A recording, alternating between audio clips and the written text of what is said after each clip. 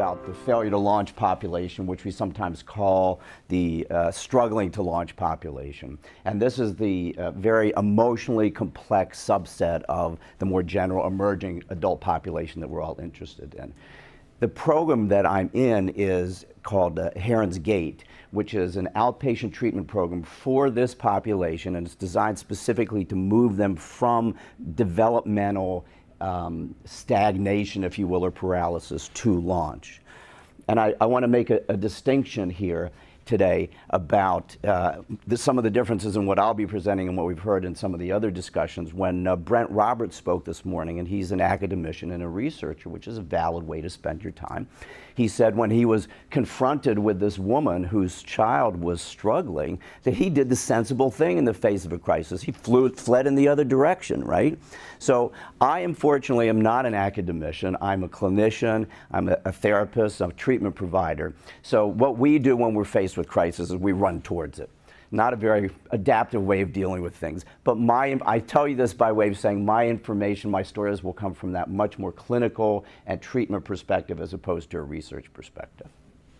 Okay, now, in today's talk, there is one key idea that I'd like to put forth, and that is this, that because of the nature, the complexity, the depth of the developmental challenges that's faced by the emerging adult, the failure to launch adult population as they are growing up, that any treatment program that is going to serve them well has got to enthusiastically apply the power of community, the power of relationship, and the power of love, if you will, in order to help them move from where they are now to being productive and engaged and motivated individuals.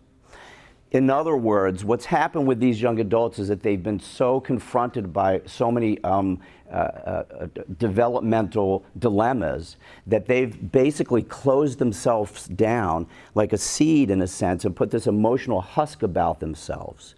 And they need to, in order to protect their hearts and to protect what's most tender to them. And it's my experience in the work that we've done in Heron's Gate that the only way that you can really open up these seeds again is in the rich soil of community. And there the seeds will open and they will release these sparks of life, if you will, that have been hidden so deeply and so long. Let me offer an illustration with one of my patients. We'll call her Suzanne, that's not her name. She came to us about 1.5 years ago. And at that time she made 2 claims for herself. Number 1 was, I will never trust anybody, and number 2 was that I have no sense of future for myself. And this was quite understandable because Suzanne had come from a home where she was a survivor of significant sexual abuse and also emotional trauma because she had a mother who had died when the patient was 18 from alcoholism. So we've worked with her for a while, and we have found that despite her initial protestations, that she has really blossomed into this beautiful, outgoing, vibrant young woman, caring and loving.